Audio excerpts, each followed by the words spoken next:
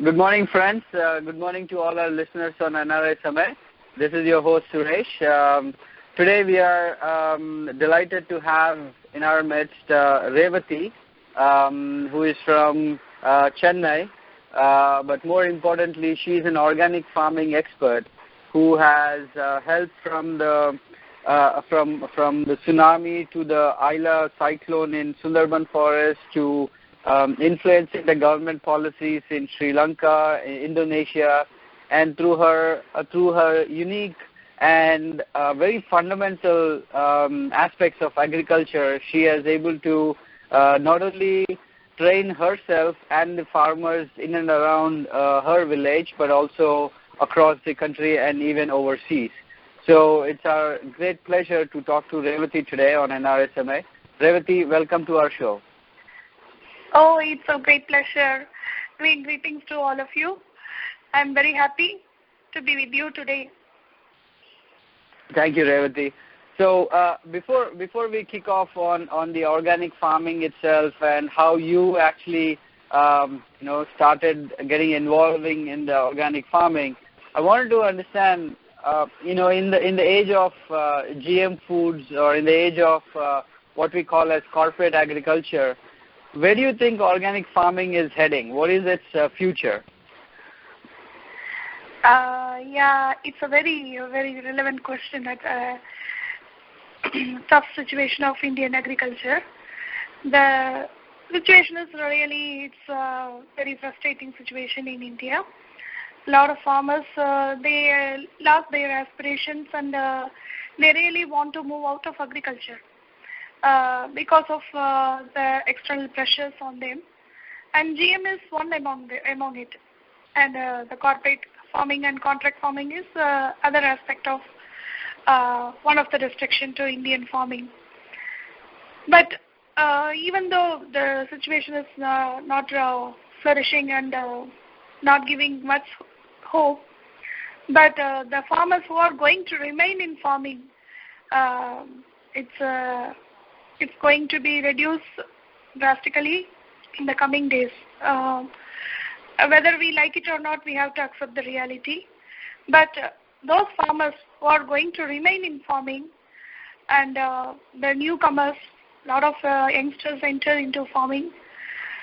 So these people are really very much tempted to learn sustainable farming practices, and they are searching for alternatives.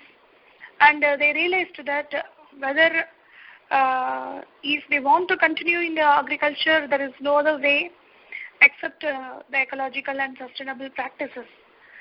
So I think the changes keep on going, but still there is a significant spaces available for our efforts and the efforts like ours. I see. So what exactly you think the corporate agriculture, why is corporate agriculture hurting the farmers? Because it's designed to help the farmers, right? That because they are going to give you a fixed amount of money, which is going to be consistent with what they are producing, and it's supposed to help the farming sector. But why do you think that it is not in favor of the farmers? I can share two of my experiences. Sure. And the experience of the farmers whom are under this contract farming, and they shared a lot of their issues with me. One story is at the South Indian scenario, and the other one is at the east coast of Sri Lanka. So the issues are really, in the first appearance, the contract farming, where most of the people are thinking that there is a market assurance and there is a information flow and the backward and forward marketing support and a lot of promises. But the reality is really very, very bad when compared to the other market sources which is available with the farmers, traditional market sources. For example, if you think about one of the leading corporate who entered in retail marketing in the recent years, they have so many contracts with several groups of farmers. Several communities are linked with the corporate outlet. And they are especially the zone is special for tomatoes. So these farmers are brought under their agreements, and most of the farmers, they were mixed cropping farmers. But once this contract is made, the whole contract is for only one crop, tomatoes. So the entire belt, the hundreds of villages, they are very famous for tomatoes because the climate and soil type is very much matching for such special tomatoes. So that the whole area is brought under this contract farming. And initially the farmers welcomed that because it reduced their burdens very much. They thought that because the seeds were distributed by the company, the variety which is very much liked by the consumers. I see. And so that only one variety dominated, and they lost many of the species of their locality, and only one variety. That too, the seeds were supplied by the company. So seed cost is very high, and the seed cost was added into the farmers' list. And then the other chemicals and everything, whether it is needed or not, the company is very much, they advise the farmers to use these chemicals and other whether it is necessary or not. They don't want to take any risk because they want assured supply of this materials at the required quantity. So they are worried about quality and quantity. Quality means not the organic or pollution-free food, but they like the color, appearance, and the size, and like that. So many criteria. They have their special criteria for their own market. So like that, they are pressured. Now the situation becomes very worse. In the initial years, they promised that they graded the tomatoes and they gave good price in the initial couple of months. After that, but each and every harvest, it doesn't have much profit to the farmer because all the prices were taken away from their final yield price. For example, produce for the fertilizers and for the advice, for the expert advice and guidance, and the company's experts and other agriculture officers, they frequently visit the farmers and they check out the practices, and then they advise the farmers, and usually they recommend. The advice is just recommending the chemical fertilizers, pesticides, fungicides, and so many other things, new developments. For example, after plucking the fruit from the plant, for the shining and for good looking, there are a lot of chemicals. And every fruit is coming to the market after it takes a heavy bath in chemicals. So after production also, there are a lot of chemical applications and a lot of residues in the food. So they are forcefully, they were taken into this trap, and nowadays the land lost its fertility because of this only one practice. There is no space for green manure or anything to feed the soil, and the crop rotation was completely lost. And meantime, they actually, when the produce was lost its color and other things because of the soil fertility loss and other factors related to ecology. For example, lot of insects, the beneficial insects were completely lost because only one crop, monocropping, and they don't have any feeding material, the beneficial insects, and only one type of insects which is very much like the tomato plants. They were they increased in number, many in number, and they developed the immune system also, because of the frequent sprays of chemicals. They develop the immune system. So now the farmers, they don't have any other chance to get out of this farming, because now their local mandis and commission agents and so many other in the supply chain, they have many people, no? So they were removed because for long years they are not ready to give their food to they produce to these people. Their traditional chains are cut off. So they are just directly connected to these corporates. Once the corporates are not giving the fair price or the right price, but they don't have choice. The same thing I observed when I was in Sri Lanka. So Nestle is the one company dominating the Sri Lankan dairy industry. And initially when they get into the market, they give good price to the farmers, and even the dairy products are given for a very cheap rate. And very soon, when the farmers lost the supply chain, they couldn't sell their milk. And because of that, the farmers lost the practice of keeping the dairy, and they sent the cattle to the mountainside for rearing. And there is no proper systems available now for the local selling of locally produced milk. I see. So now the Tetra Pak is available in every supermarket, but it's very costly, and it is not available for the common people. So this is the way I think the corporate farming or corporate contract agriculture is have so many hidden agendas. So definitely it won't support the farming communities. I see. It's not supporting now, and in future also I don't have much hope about contract farming. I see. Now, given this backdrop, and when so let's say in this situation, the farmer is already, very, he hasn't seen any profits and he has lost his, hope in agriculture, and you go there and try to convince him for switching to organic farming. How difficult is that conversation?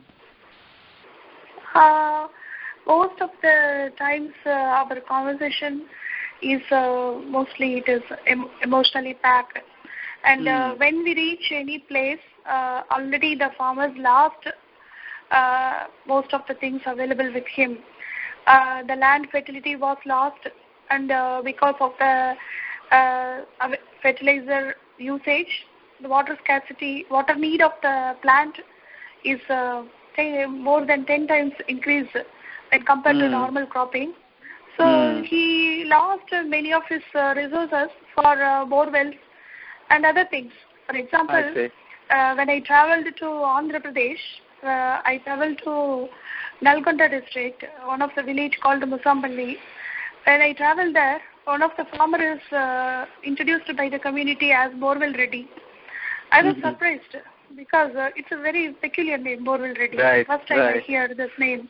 So I asked why he got his name like this. But then they explained the story. I saw some of the farmers, I heard that some of the farmers of that village, they already sold their kidneys for the non-availability of water pressured them. And for the bore wells, they already did so many things which is very, very tough things to do, to think about it. But already it happened. But when I heard about the story of Borewell Reddy, I don't know what to do, because he was the owner of 20 acres of land, and in that he made 49 bore wells.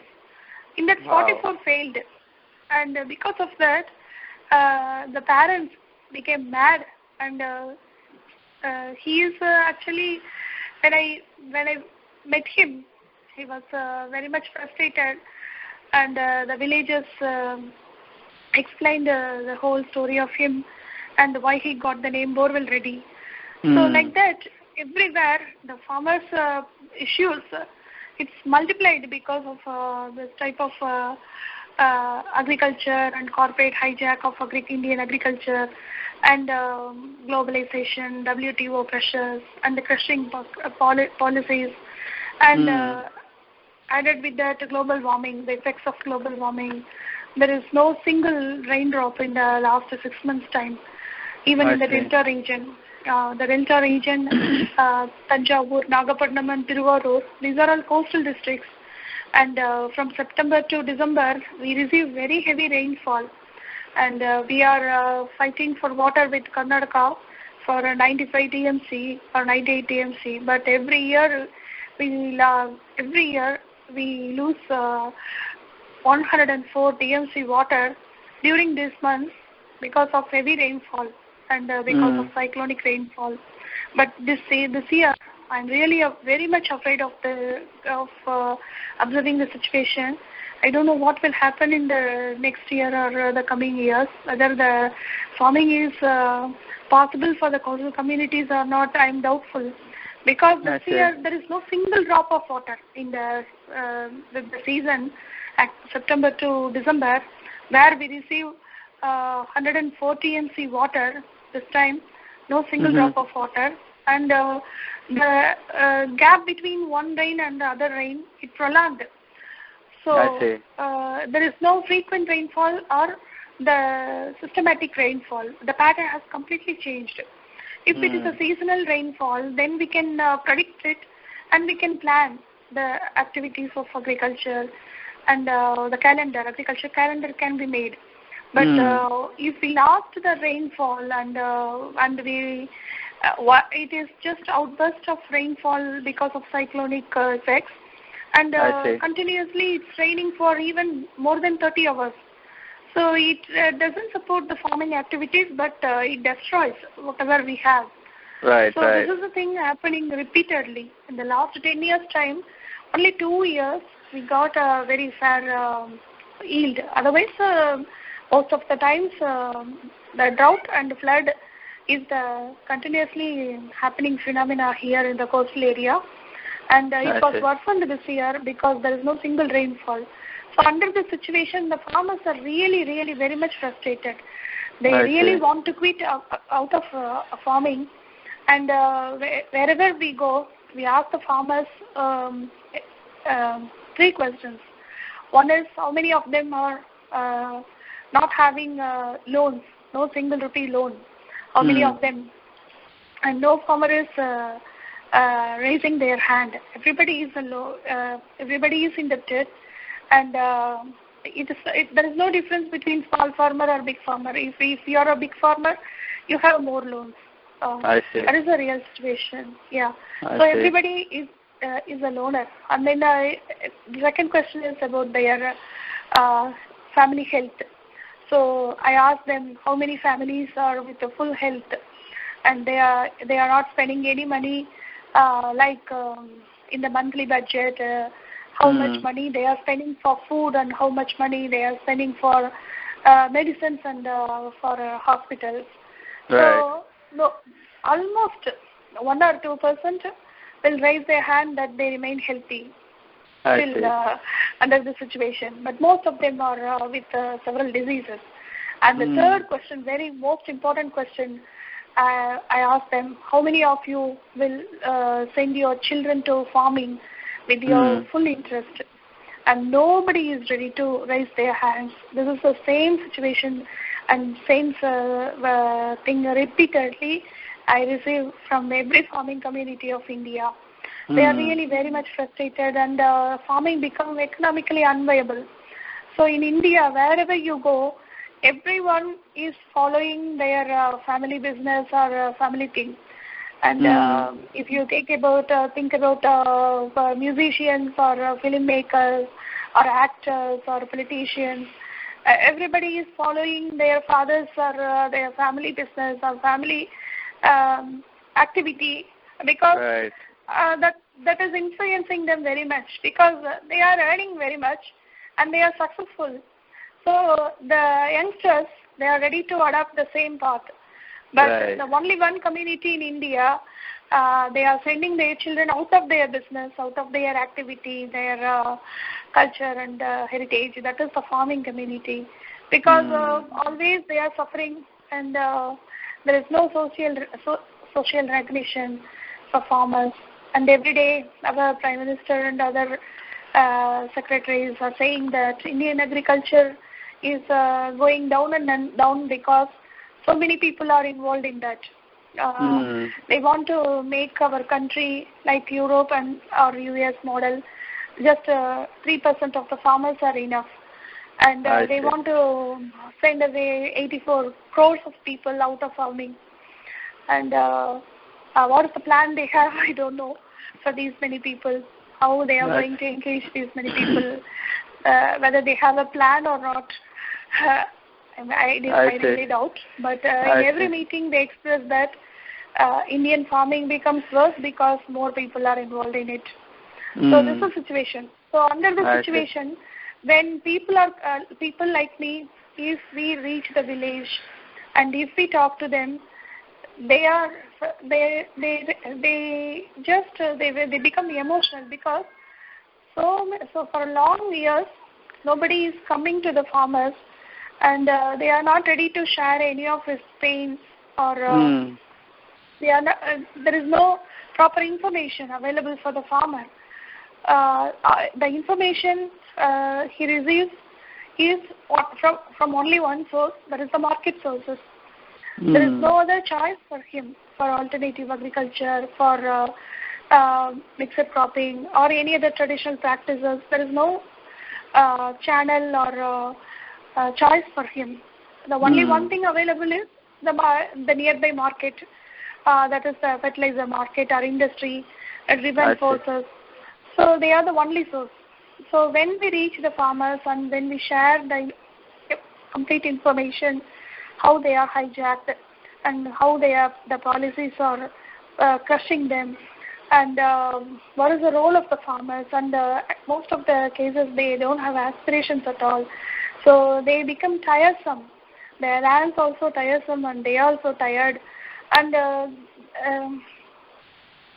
when we approach them and when we share information about how they can make reasonable income from changing their cropping pattern and farm designing, and when we share a lot of information about the ecological balance of the farm, and they are really, it is their workplace anyhow.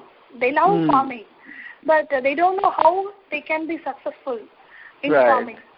So when we share about the success stories and case studies and what we are doing, how we reduced our cost of cultivation, and how we can within a short span of time, how we can improve the soil fertility, soil building activities. When we share a lot of information, they are really, they get hope about farming. And most of the cases, we motivate them that they are not, what can I say, they are also learned persons, and they have a lot of skill, and there is no need to frustrate or there is no need to get inferiority complex. And whenever I meet farmers, I can share one incident. So in India now everybody is crazy about MBA. So MBA has the big market. So the colleges are selling nicely the MBA. So Master of the Business Administration, yes. So that is the degree most of the youngsters are really like to study. So they are forcing their fathers and the peasants and the farmers to sell their lands because the good institutions are charging a high price. So they want to get into that, get admitted in that institution. So they are forcing the farmers because your business is not economically viable and you are not earning much. If I get an MBA, then I can make more money and I can keep you well. And even still you are interested in farming, then I can buy lands after I get a job. So like that they are pressurizing the farmers. So when I meet them, most of the farmers are asking to me, so what is MBA and is it really worth Because you're telling that don't want to sell the land, because if once you sell the land, you become a refugee in your own land, and there is no hope for you. I keep on saying to them. So they ask me what to do, to take a decision about MBA. So I shared with them. So MBA, they think that MBA is so big because their children told them that if they get an MBA, everything will be done. It's a magic. So like that. So I shared with them. So you are already, MBA is just Master of Business Administration, and it has a lot of branches. One is HR, another one is finance, another one is etc. Like that I explained. But you are already got several MBAs. Every farmer, a successful farmer, is equal to the 32 MBAs, because they are studying only one type of one aspect of business. But you are successful. If your farming is successful, then you have to successfully manage 32 things. 32 things should be under your control. For example, climate management, seed management, water management, labor management, finance management, weed management, disease management, pest management, like that. 32 things should be synchronized, and it should work out. Then only you can get a successful crop. If only one failure, for example, pest attack, so you are not having much skill about pest management, then you will lose it. Or otherwise labor management, or the cost of cultivation. There is a finance management, market management, climate management. If he misses one aspect, then he will lose the entire crop. Even if he was successful in 31 aspects.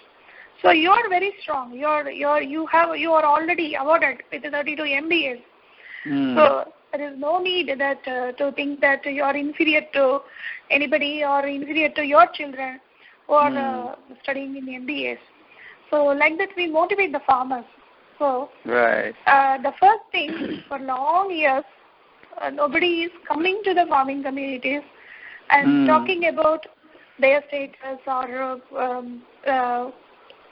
sharing information, or and they didn't hear that any farmer is successful.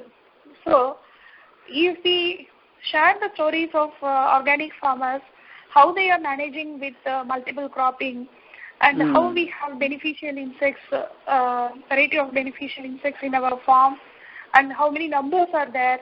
And when they hear about the ratio of 1:32, that is the beneficial insects and harmful insects, and when we share the information with the university people or people with institutions, they use the word beneficial and insects and harmful insects. But when I talk to the village farmers, I am very comfortable with the words called vegetarian insects and non-vegetarian insects. And they are also very comfortable about it. Vegetarian insects are our enemies, and the non-vegetarian insects, they are our friends. And they are very many in number.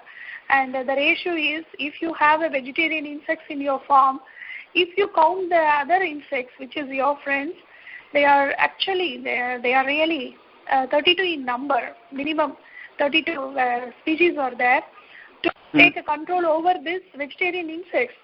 But the problem is, you couldn't identify them, whether it is a vegetarian or non-vegetarian. So when you use the pesticide, everybody is taken off from the field, and mostly our friends.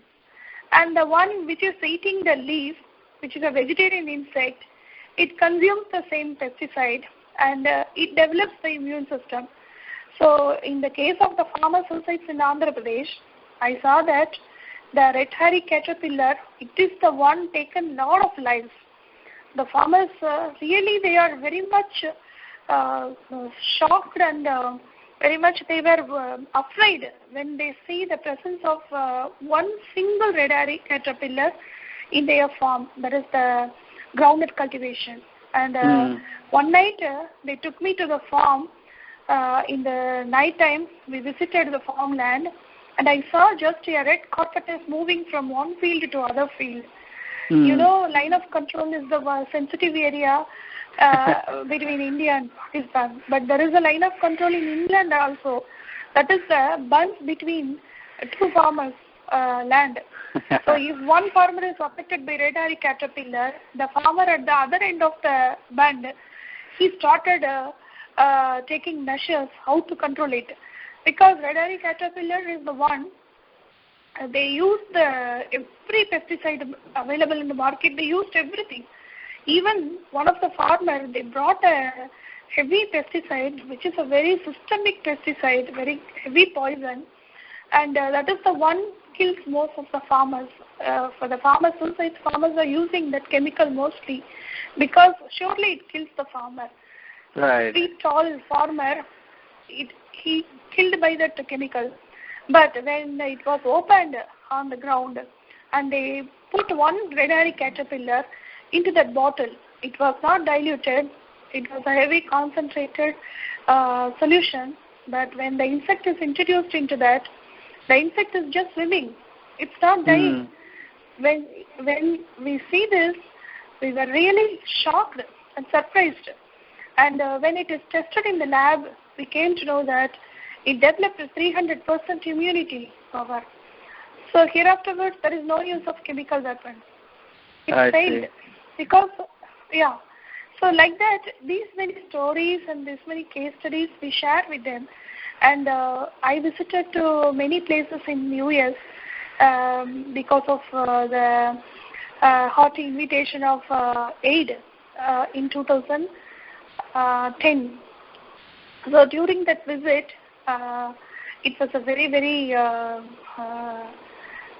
helpful visit for me because I learned a lot of things.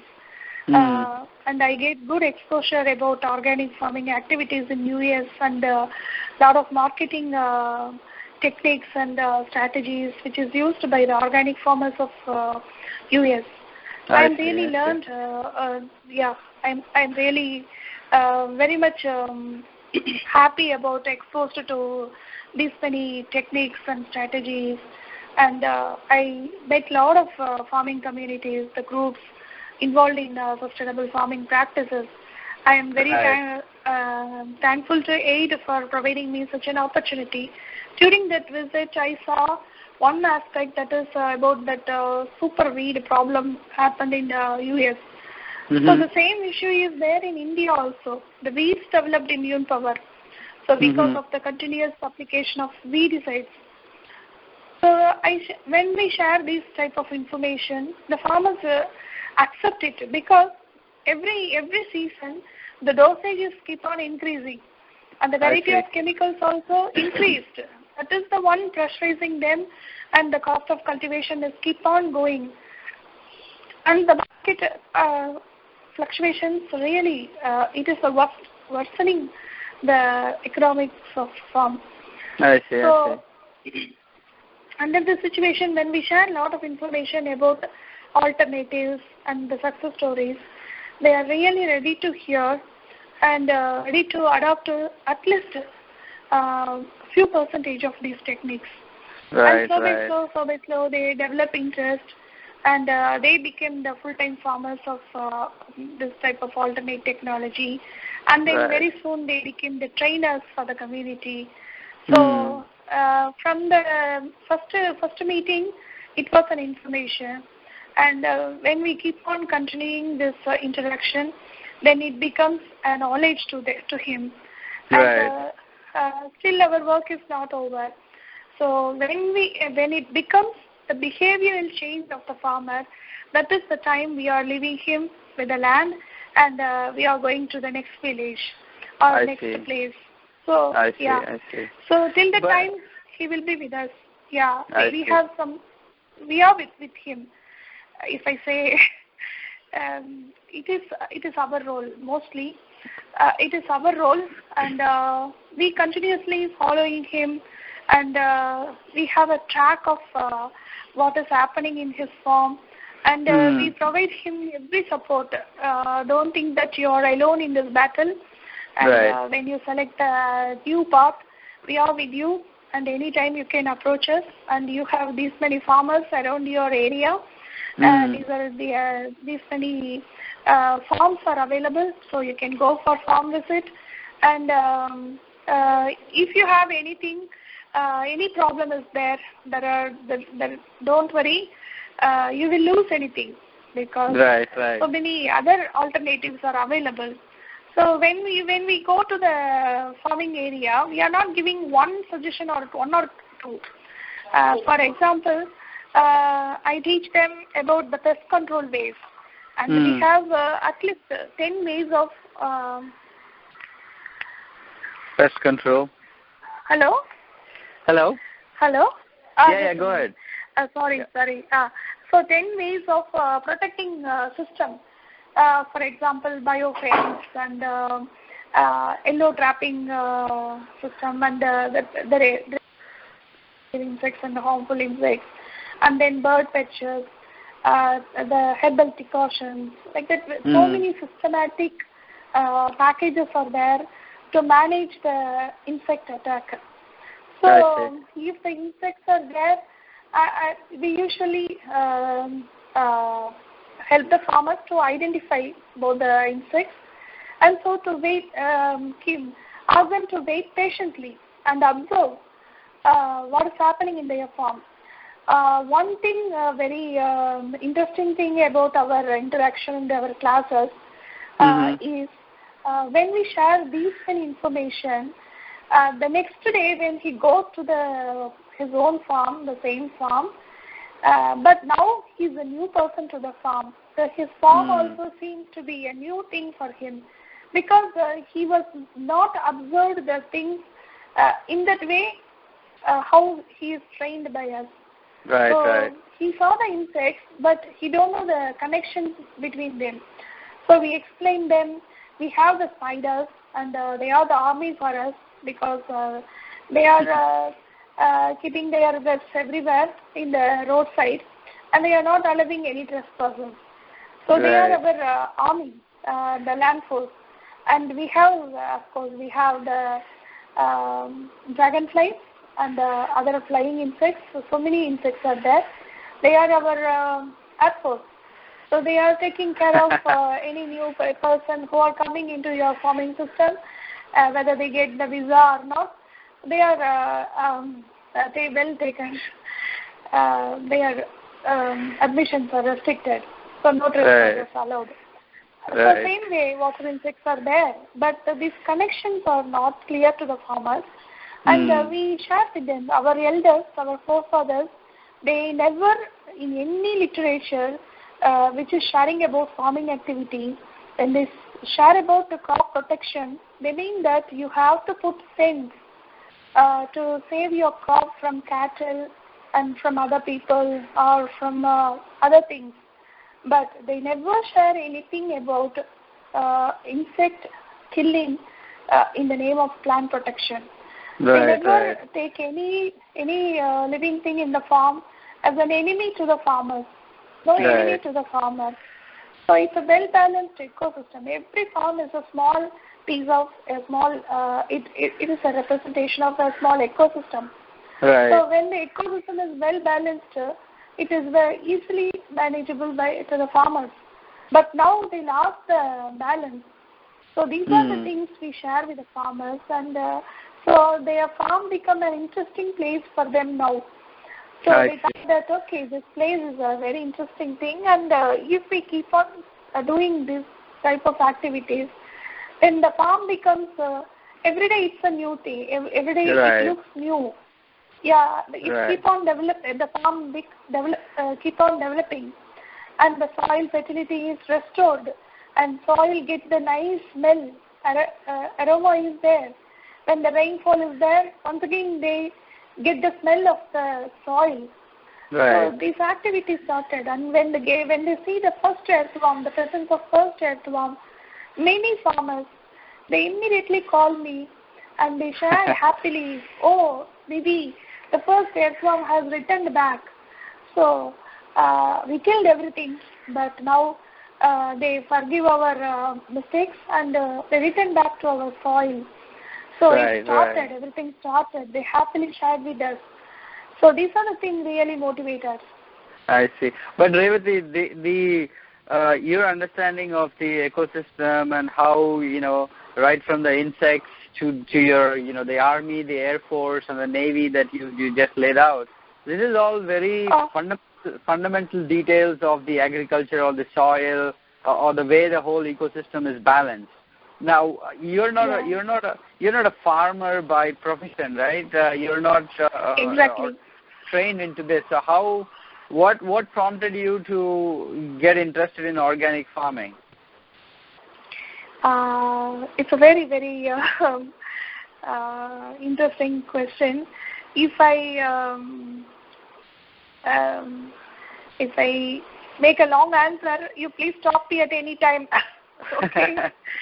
But yeah, I am really afraid because it makes me so emotional. This question. Most of the interviews I am asked about how I am get connected to this, and this is my 10th year of this journey, and now I am one of the policy drafting committee members for our country, organic farming, and I trained 7.5. If I say in the comfortable way for US people, sure. It is 700,000 is 7 lakhs. Okay, 700,000 and 750,000 farmers were trained by our team. So it's a huge number. But still, when compared to 84 crores of farmers of our country, it's a very less number. So I am really ambitious, and I am not really happy about the numbers whom we interacted so far. A lot of people are out of our reach. So every day I am thinking about how to maximize our outreach. So meantime, about your question. So basically, I was involved with a lot of environment activities when I stayed in Coimbatore, and especially when I was a school teacher. The 10 years of journey with the school children, it was really a blessed one. Every day I took them to different activities. I was not comfortable with just a classroom teacher and chalk and talk. So I just want to expose them to the reality, and mostly our classes are under the sun and above the soil. So when we go around the forest and nature walks, nature trails, bird watching, and that is the time I really learned a lot of things. I also become one of the students with my student community, because they ask a lot of questions and how to make them more connected to nature. I really tried my level best. So that is the time I learned most. And for the sake of my students, I do a lot of practicals. And at that time, I was exposed to many things related to gardening and other aspects of farming. And all these things are very much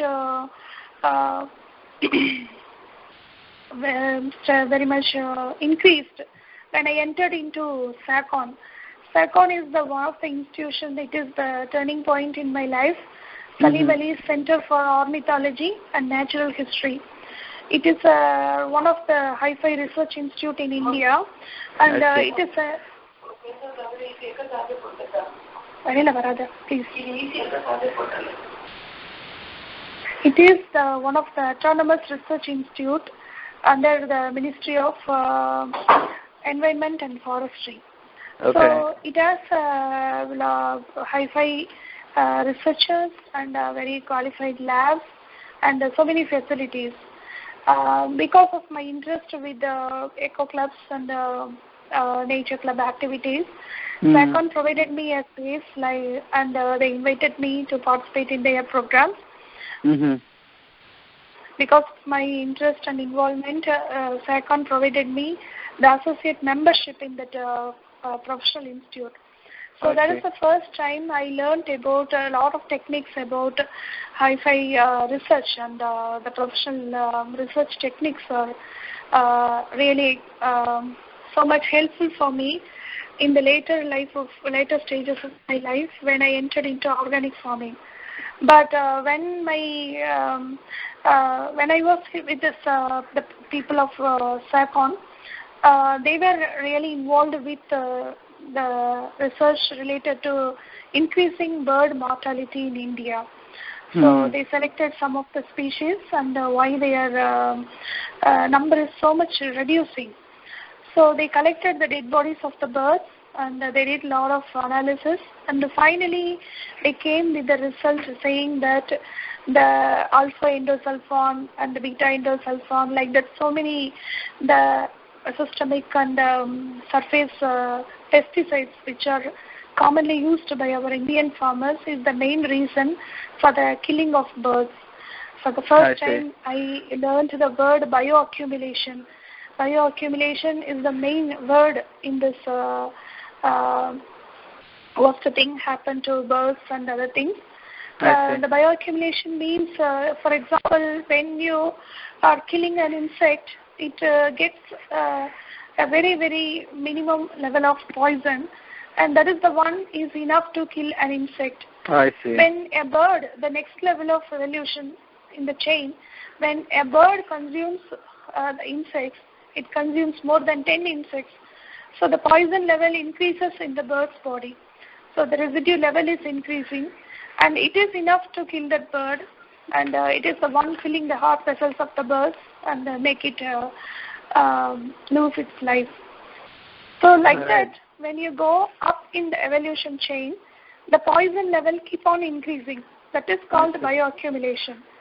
So we are at the topmost. So what happened to us when we consume the polluted food? That is the immediate question when I get after hearing the result about the birds. And I was very, very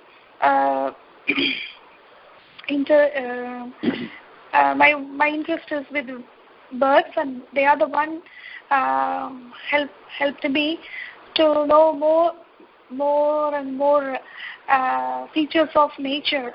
And I became nature lover, and I became an ecologist because of birds. They are the one taken to me to different aspects of nature and the what can I say, the systems available in nature. That is ecology and the environment. Everything is introduced to me by the observation of birds, by following the behavior of birds. So when I saw the death of birds, and I was really very, very worried. And I don't know why the farmers are so much dependent on chemicals. So I want to interact with farmers and why they are so dependent on chemicals, and what is the effect of these chemicals on our lives, because we are the one at the topmost of that evolution chain. Right. So with these questions, I started the research, and the research connected me to thousands of farmers. And at the time, I don't have any idea about organic farming. But when I interacted with farmers, I understand that they are not happy. And if any chance is there, they really want to quit out of agriculture. Right. And before I meet them, I thought that farming is a blessing. But once I interacted with them, I understand that most of the farmers are thinking that it is a curse on them. I see. We are talking about globalization and its effects, and the recent farmer suicides and other things. But actually, Indian agriculture is the first victim to globalization, and it happened very long, even in the 60s. So now we are harvesting the effects of that globalization, and because of that, our farmers are very frustrated. The lands are tiresome, and they lost the hope for the good crop, and they are very, very fearful. So these are the real things I observed when I interacted with the farming communities. And because of these frustrations, and there is no community support, that is the more worsening part of all these things. And the basic thing is the consumers are not thinking that The farmers are part of their family, and they are not worried about their farming brothers. So the consumers are not at all supporting the farmers at any way. So the farmers are isolated. So the isolated farmers, they don't have any proper guidance and support from the agriculture universities or any other institutions. Right. The mainstream institutions are not actually available to the farmers. They are isolated from the farming communities because they are doing research for the corporate local farmers. So because of that, they lost hope in all the way. So they are completely dependent on the market sources for every information, each and every information. The market-driven forces, they are suggesting the ideas, how to use the chemicals and what time, which dosage, how much. Everything is decided by the companies and the company-driven forces. So the farmer becomes a labor in his own farm. He don't have much choice to take decisions, and he becomes a labor. So under the situation, he is not happy with anything what he is doing. So this is the worst part of it. So these are the things I saw when I interacted with the farming communities. So I just taken the samples from them and send them for residue test, because most of the farmers thought that the pesticides are not having much poisonous effect on food, and they don't know anything about residues. And only few farmers understood about the role of these poisons in the food and the contamination levels. Right. But most of the farmers thought that if they pluck it after some time, the effect will be reduced, or if you wash it or if you cook it, the poison levels will be definitely decreased. So that is the belief of the farmers. So when we do residue test, all these beliefs become the false stories, and so we submitted the results to the communities that these are the residue levels we tested when we tested the samples collected from their farming activities. So everything was full of residues. So the farmers were shocked when they see that, but they said that there is no other alternative for them, because the insects developed a lot of immune power, and the weeds are multiplied, and only few weeds are there, and they are dominating the adverse weeds, because the soil conditions are so adverse and soil fertility was lost, so yield was drastically reducing year by year. So many pressures. So under the situation, they are completely depending on the chemicals, and they thought that if they leave the chemicals, it will be a high risk for them for farming. They thought that they are afraid about the insects. If we are not applying any pesticide, then all the insects will come and completely they will eat all our hard work, and we won't get anything remaining for our family. So we have to get rid of farming in the coming season itself. That is the same story repeatedly we hear. So I recorded everything, I tested everything. But finally when I say goodbye to them, that my research is over, and these are the worst things I observed in their farming, they asked me, okay, so for long years we didn't meet anybody to hear our problems and to share this information, everything. But you're with us for a couple of months, but now you're also going. But there is no choice for us. We have to remain in this cursed business, and only our death or indebtedness or our migration to other things is only one thing for us to relieve ourselves from the hurdles of present-day farming. That is the frustrated ways I hear. I couldn't sleep for a couple of days. I was really worried. They became my family, and I was really worried because they were innocent, and they don't know what to do, and they are not cheating anybody. And in the worst situation which is there in India, they are not the corrupted people or they are not hijacking the communities. They are just doing their business, and they are working very hard, and they don't know why they are failed every time. So that is there is no social recognition. If you are a farmer, when I go to the colleges for lecture, when I ask them how many of them are coming from the farming families, no students are raising their hands. There are half of the population coming from the farming families, but they are ashamed to share that they are the farmers. They are coming from the farming background. When I say that, so you invited me as a chief guest. You know what is my qualification? I am a farmer. So what I'm doing is the one bringing me to your famous institution, reputed institution. So now you tell me how many of you are under farming, then few hands, slow by slow. So that is the social regulation available to the farming communities.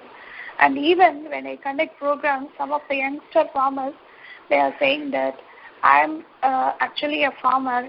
I am well studied, and I have properties also. I am very successful in my farming, and I have my own house, my own cows, everything. I am well settled. But, I am 35 years old.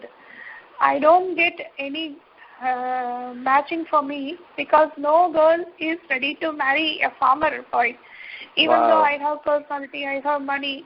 If I am a farmer, the girls are not liking to marry a farmer because they thought that it is it is not a socially viable job, viable job, or even he is successful. It is not the one social status is not there. If you marry a farmer, if it is a software engineer or if it is a government servant, they have the market value. But the farmer youngsters, they don't have the market. So they are rejected. So this is the story most of the youngsters share with me. So these are the things I heard when I was with the farmers. So where they said one word no, so you're leaving, but we don't have any choice to leave farming. So these are the words disturbed me very much. So to support them, I started searching for alternatives. Any alternatives available to make them happy, to make them laugh, and to enjoy their activity of farming. So I searched for the sake of those farmers, my farmer friends.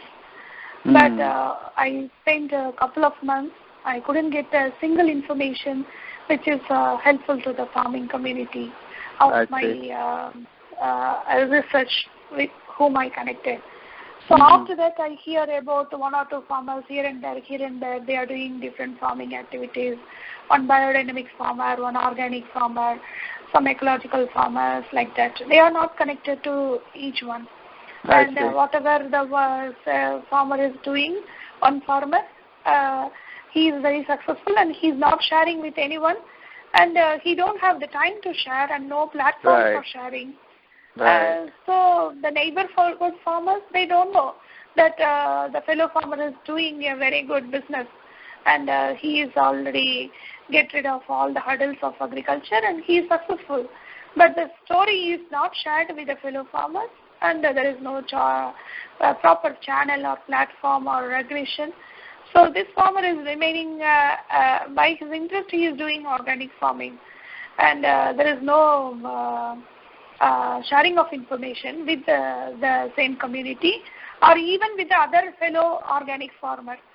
So whatever he is doing, whatever he is successful, the other farmer is struggling with that itself. He is in the first step. Even he crossed several miles, the first farmer, because of the not proper communication channel is established. This farmer, the newcomer, he is suffering a lot. And he also wasted 10 years or 5 years of initial days. And after that only he settles and he is comfortable with his entry of organic farming. So this is the same story I saw everywhere during my search of journey.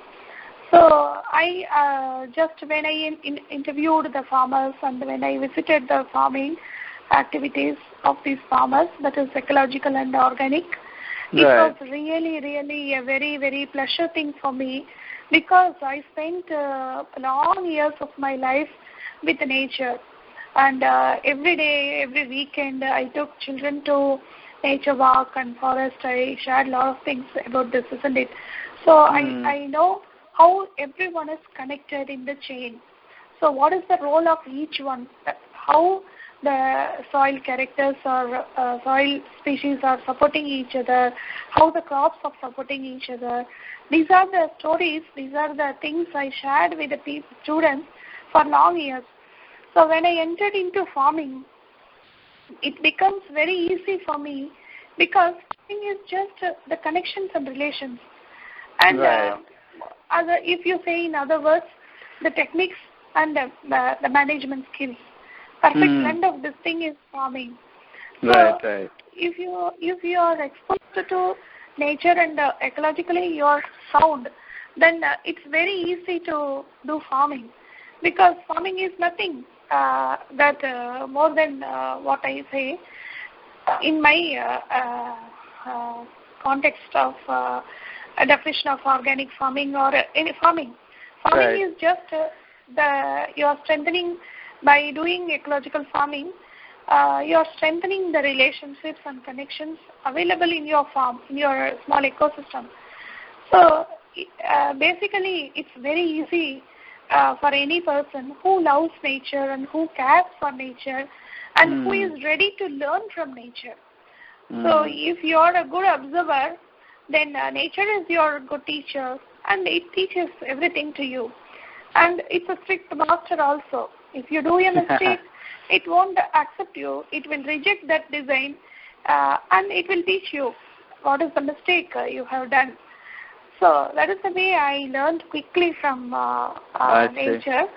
And immediately when I get a chance to expose to different agriculture techniques, because as I am a researcher, at the time I was involved with research activities and with my research topic.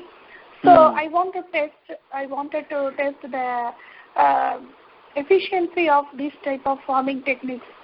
So I started trials. I put conditional plots, and then every techniques is completely registered, recorded, and every development. And the residue tests are properly done, soil fertility test, even the taste, organoleptic test, that is the taste and flavor of the organic food and chemical food. In every aspect, I recorded data and I documented the results. So the results are very much flourishing, and it's very much supportive to sustainable practices. The cost of cultivation was completely reduced, and the water need of the plant is very much reduced. And there is we completely realized that there is no need of any single dose of pesticides or weedicides if you are completely surrender you under organic techniques and sustainable practices. If you are in the path of nature, everything is very successful. And when we share these techniques, and I do the resistivity test, and the food is poison free, and there is no single pollution in the food. So these information are shared with the farmers, and I conducted a lot of classes to them, lot of demonstrations. So this is the way the sharing of information helped me to develop a lot of things about organic farming. And slow by slow I became a trainer, and because of my continuous involvement with farming from 2002 onwards, I have hands-on experience with soil, so with the different crops. So every day is a learning day for me. Till today I am learning. And even this year was a very, 2012 was a very, very happiest year for me, because through the support of aid especially Arun from Washington chapter. I am really connected to the Permaculture Institute of Australia. So it was my long years of wish to meet Bill Mollison, the great personality in developing the concept of permaculture. So under his guidance and support, I attended one course, that is the Permaculture Teachers Training course at Melbourne University. It was jointly organized by the Melbourne University. So till today, I am learning the different aspects of farming and different approaches available all over the globe. So it's a very, very interesting thing to me, and I'm not tired of learning. And every day I get new information and the new thing. So immediately these informations and the techniques are shared with a lot of farmers. So this is the way we are get connected with each other. So that research activity, so that research activity was the real one motivated me to take a active role in organic farming. So I demonstrated and I was successful.